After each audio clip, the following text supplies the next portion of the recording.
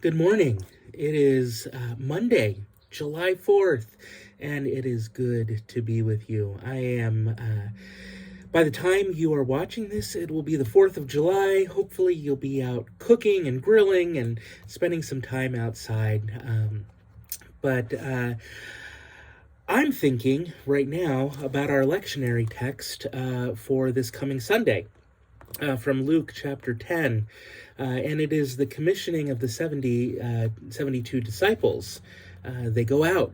Jesus sends them out two by two, and he says, "Go on your way. See, I am sending you out like lambs into the midst of wolves. Carry no purse, no bag, no sandals, and greet no one on the road. Whatever house you enter, first say, 'Peace to this house.'" Jesus gives packing advice in this text, and he says, don't take anything with you. Just the staff in your hand and the cloak on your back. Don't carry anything extra. This is something that I have struggled with every time I go anywhere, particularly when it comes to vacation and it comes to packing books.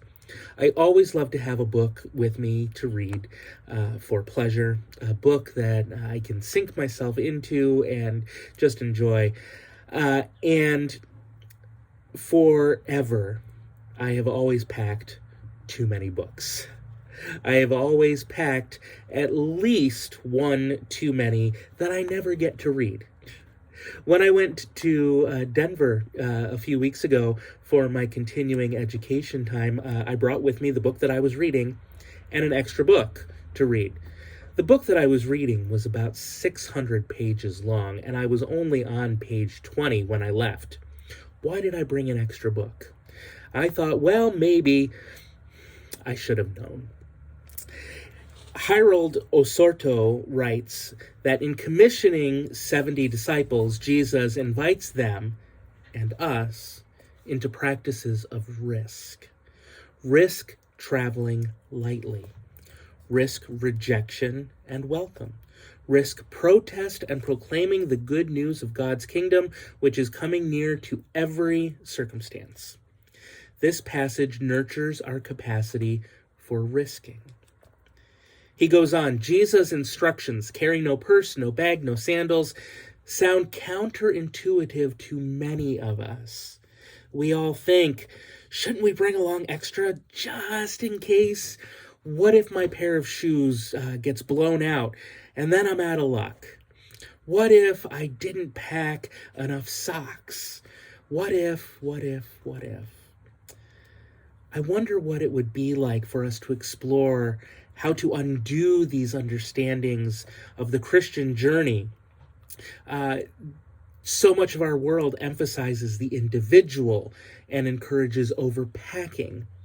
But when we look at the community and what we have when we are all together and we share what we have, we make a profound realization that there is enough. There is, in fact, plenty.